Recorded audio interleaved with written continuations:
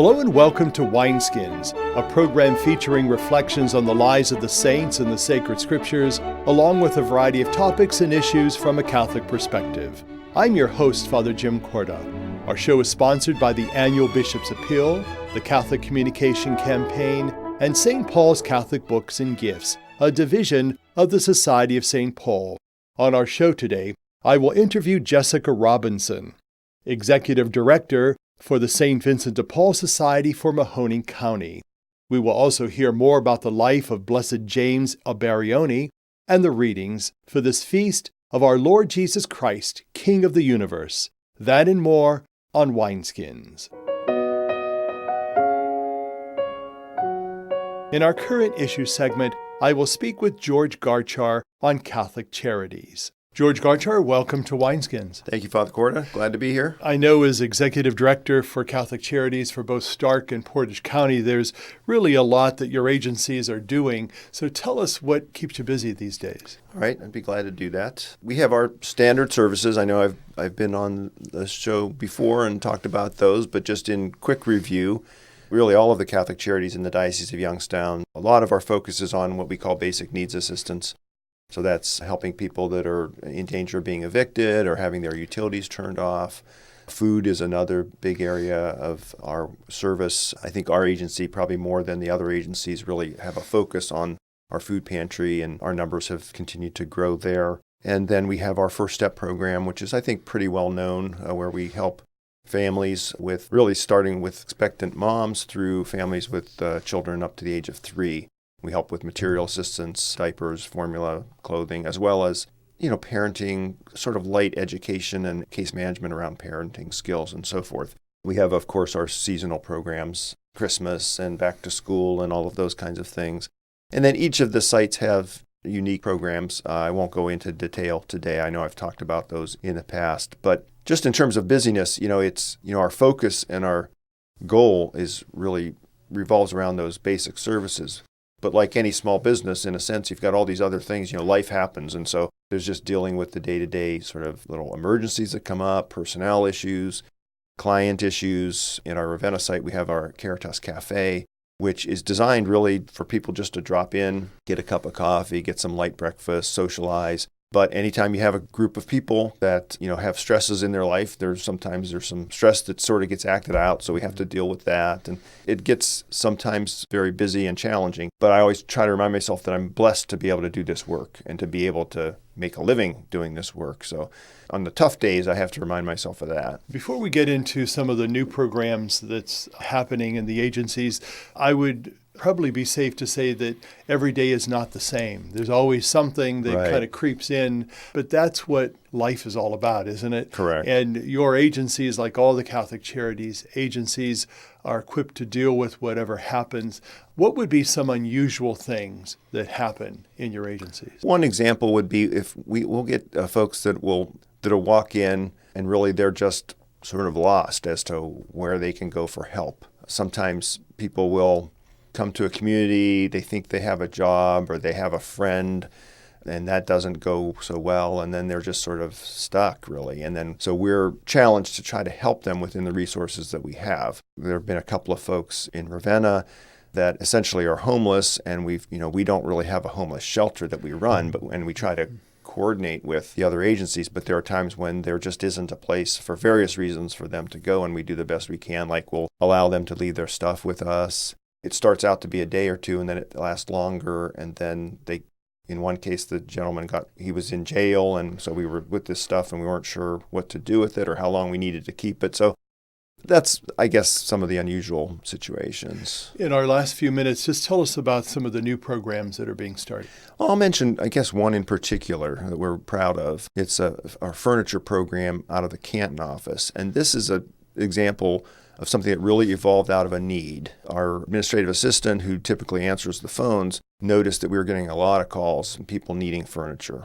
Either they were coming out of homelessness, they were moving from transitional shelter into an apartment, maybe there was a fire, or in some cases, unfortunately, bed bugs. For all kinds of reasons, needed to replace their furniture or get new furniture that they hadn't ever had before.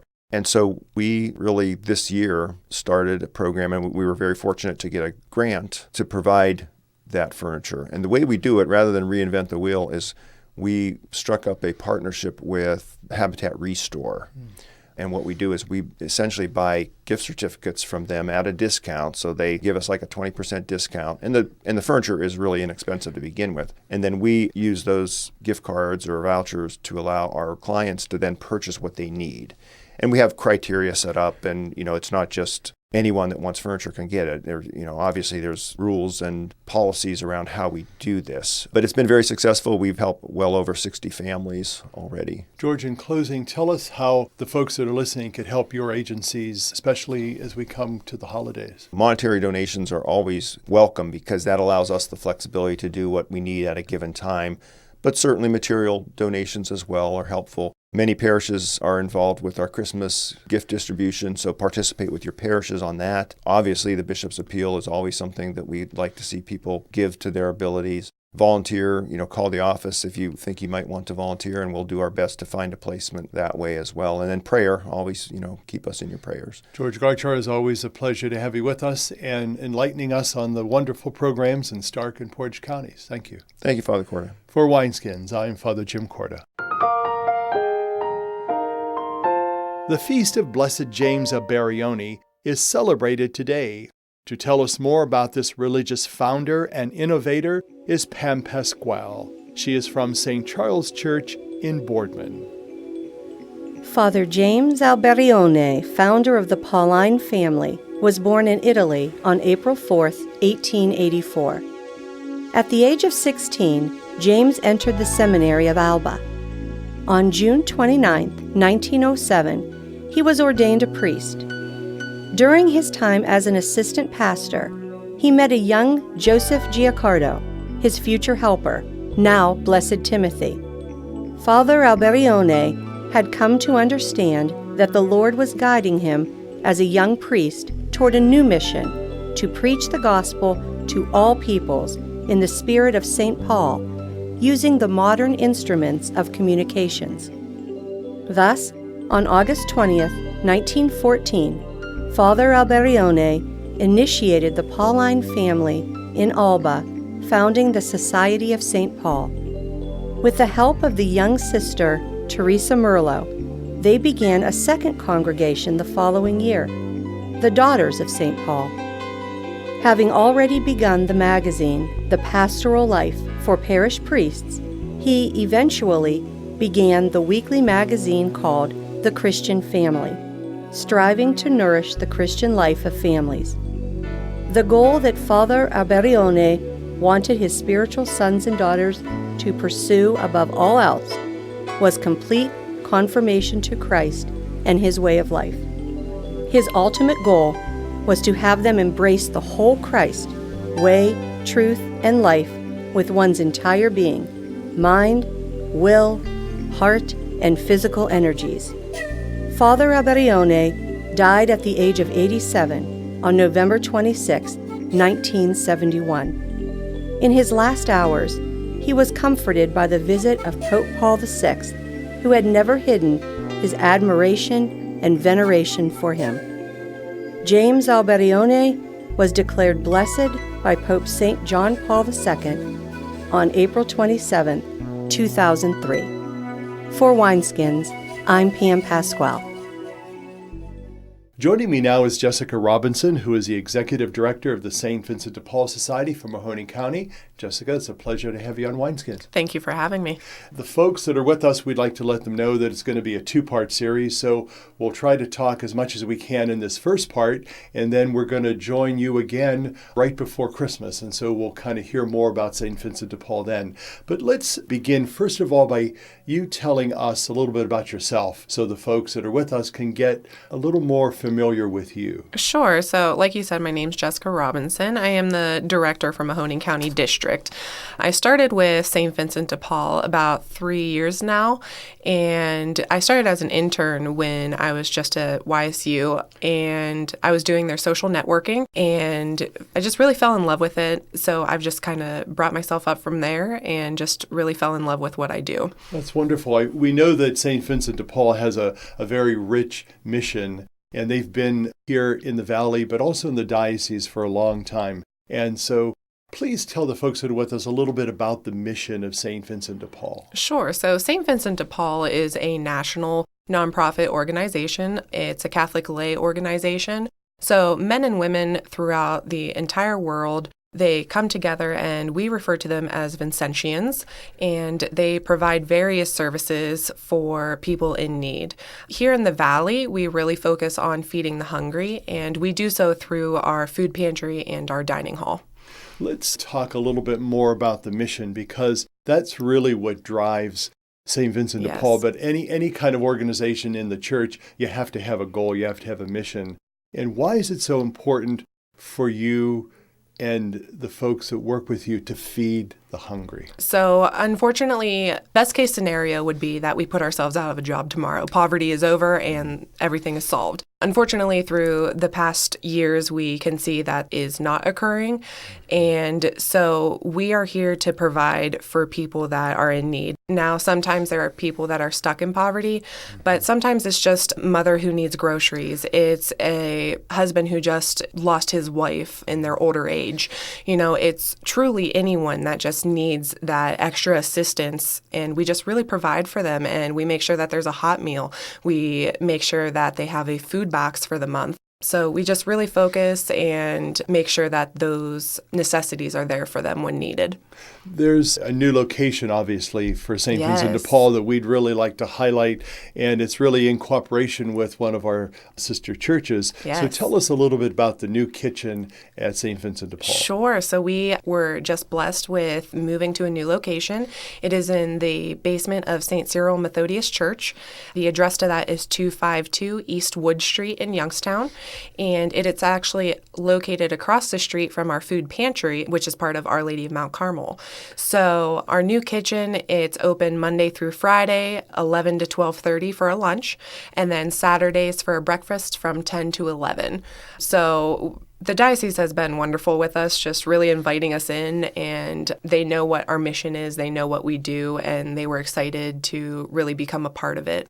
St. Cyril and Methodius Church, they are also very inviting, and they just love having us there, and they love the new breath of energy that we bring to the church. That's great. And it's a wonderful utilization of a space that's there and it's available. Yes. And how do you work with the food pantry? Is there any cooperation or consultation with them? Yeah, it's been great having everybody in one area, because if we have a guest that needs a hot meal, but they also need some groceries at the house, we can just send them right across the street and get them set up with a food voucher from our food pantry. So it's been great having everybody in one area. That's great. Yes. Wonderful. And I think that cooperation is really important, because you do have one mission. You're feeding the poor, you're feeding the hungry. And that's really kind of one of the directives of the Lord, too, is to feed the hungry and clothe the naked and visit the sick. And so I think doing this corporal work of mercy is really a wonderful thing that St. Vincent de Paul does. And we talked about those that you serve in general. Let's try to put some face on some of the people that actually come to the facility. Sure. So we are always open to anyone and everyone. But the faces that we see there more, right next door to us is Chaufin Learning Center.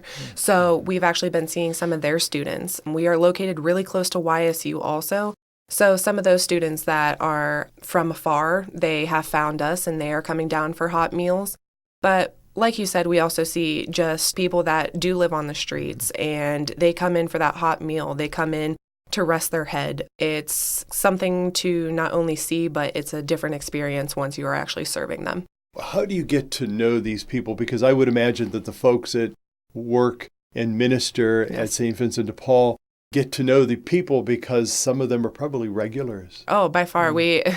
So from our old location on Front Street, which is in downtown Youngstown as well, our regulars come with us up to the new location. And like you said, it's easy to learn their story, because they're more than happy to tell you about themselves.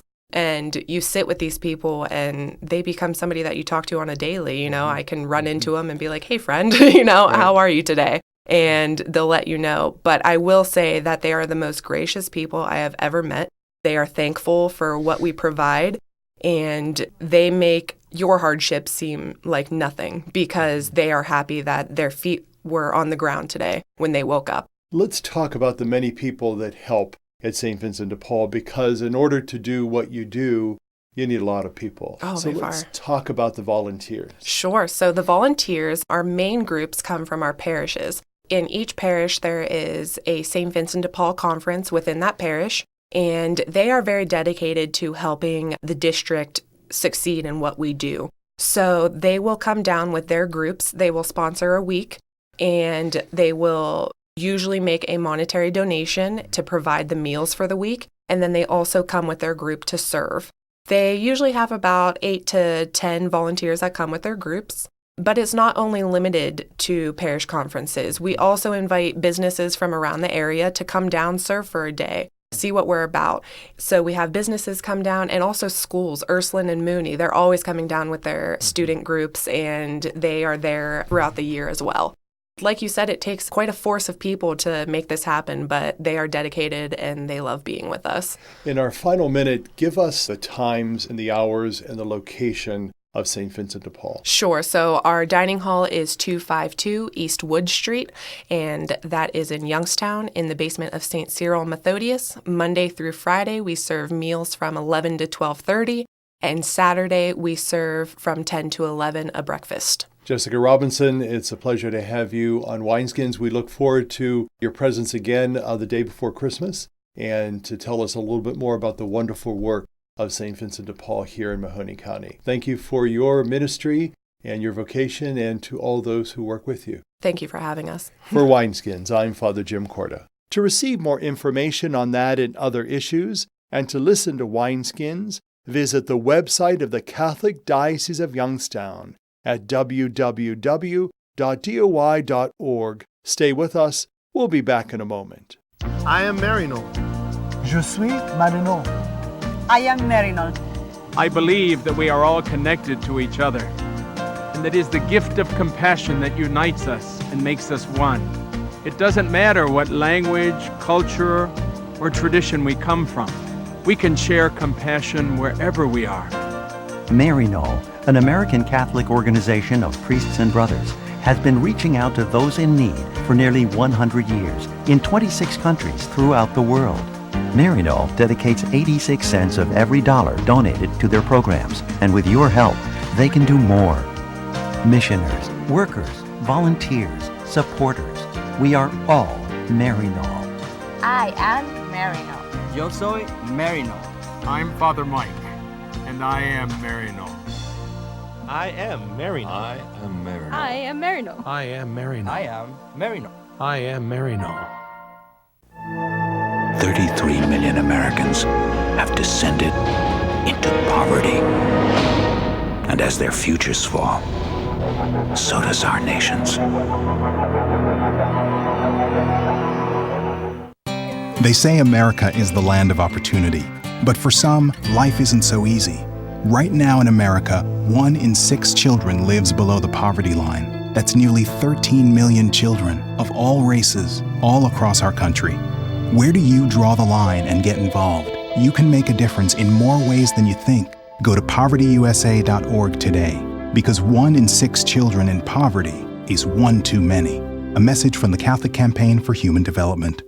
Our song today is by Chris Muglia. It is from their CD entitled Fight the Fight. I found a good time on the road that leads to heaven. I found a good time on the road that leads to heaven. There's no better place for me, nowhere else I'd rather be than heaven. I found a good time on the road that leads to heaven. Yes, I found a good time on the road that leads to heaven. There's no better place for me, nowhere else I'd rather be than heaven. No turning back, I've made my plan. I'm on the road to the promised land. I can't wait to meet him on that day. 'Cause I found a good time on the road that leads leads to heaven. I found a good time on the road that leads to heaven. There's no better place for me, nowhere else I'd rather be than heaven. 'Cause I found a good time on the road that leads to heaven. I found a good time on the road that leads to heaven. There's no better place for me, nowhere else I'd rather be than heaven. I ain't turning back, I've made my plan. I'm on the road to the promised land, 'cause I can't wait to meet Jesus on that day. 'Cause I found a good time on the road that leads to heaven. Yes, I found a good time on the road that leads to heaven. There's no better place for me, nowhere else I'd rather be than heaven. You know it's true that I can't wait to meet my Lord and King. 'Cause Jesus is the one who set me free, yeah. 'Cause I found a good time on the road that leads to heaven. Found a good time on the road that leads to heaven. There's no better place for me, nowhere else I'd rather be than heaven.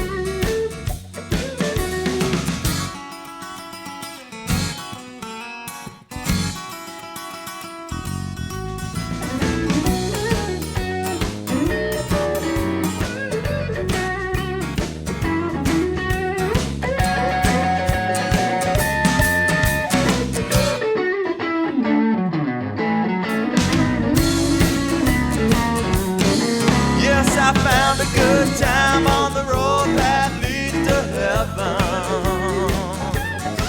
Yes, I found a good time on the road that leads to heaven. There's no better place for me, nowhere else I'd rather be than heaven. No, no.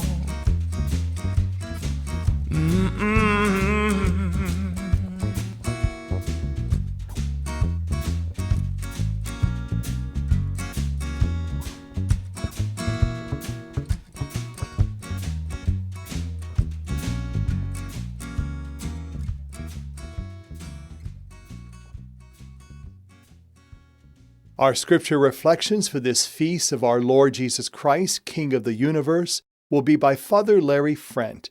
He is pastor of St. Paul the Apostle Church in New Middletown and canonical pastor of Holy Rosary Church in Lowville. We haven't been living under the reign of kings and queens for a long time. Still, it's amazing how much our lives are surrounded by talk of royalty, talk about kings and queens. We don't have to look far to find catchwords that have to do with kings and queens. Like some people live at the Royal Mall Apartments or shop at Value King. We can eat at Burger King or Dairy Queen, the Kingwood Manor Banquet, or the King's Inn. In some places, you can drink Royal Crown Cola or even the King of Beers. You can watch TV events that are held in Royal Stadium, or once upon a time, there was a place called the Kingdome. One possible vacation spot near Cincinnati is called King's Island. There is an interesting comic strip character, the King, in The Wizard of Id. Now, conjure up memories of an old favorite childhood game. It was called King of the Hill. To get to the top and stay there, you'd go to this mound of dirt, and the journey there was so dangerous. It could get a little rough sometimes, especially for those who aren't exactly big. But overall, no doubt, Talk about kings and queens still crowns our language, and it makes up many of our household words. Consider our fairy tales. Everybody wants to be associated with a member of a royal family. Even do all kinds of things. Kiss a frog, to become a prince, or to become something very, very special. So why? Why are kings and queens so important? Why so much talk about royal matters in this age of a democracy? Because kings and queens represent the very best. No one can top them. No way, no how. So why is it that we celebrate this special feast today in which we honor Christ the King? Because we believe that God gives us the very best. He gives us Jesus. No one can top Jesus. No way, no how. And yet there's an ironic twist to Christ's being a king. The main hill that he ever climbed was Mount Calvary, where he died. The only crown that he ever wore was a crown of thorns. And unlike most kings, Jesus did not remain distant from his people. He also did not lord his authority over them. He lived among them and still comes among us to share his role. It's a role that's only carried out by recognizing his uniqueness, where we often least expect a king to reign, in the many among us who have so many needs. Jesus never said there'd be no struggle in his kingdom, for there are plenty of struggles. And yet, these struggles are different than most struggles for kingship. In the kingdom of Jesus, it's not meant to be a struggle to keep people away from the level that we're on, but instead, our struggle for this kingdom involves a struggle against the tendency to overlook the needs of others, and it's a struggle against our own desires to make ourselves most important of all. God knows in day-to-day life it can be a little rough bringing about God's kingdom. That's why he gave and continues to give us his very best, Jesus our King, who is with us every step of the way. For Wineskins, this is Father Larry Frient. Only St. Matthew describes the final judgment in his gospel, when our future will depend on how we have cared for others, especially the most vulnerable and most needy, the hungry, the thirsty, the stranger, the naked, the sick, the imprisoned. If the last judgment were to happen today, what verdict would you receive? Wineskins is made possible by the annual Bishop's Appeal, the Catholic Communication Campaign, and St. Paul's Catholic Books and Gifts. The program is produced by CTNY, the Catholic Telecommunications Network of Youngstown. I'm your host, Father Jim Korda, wishing you a blessed Sunday and a safe week.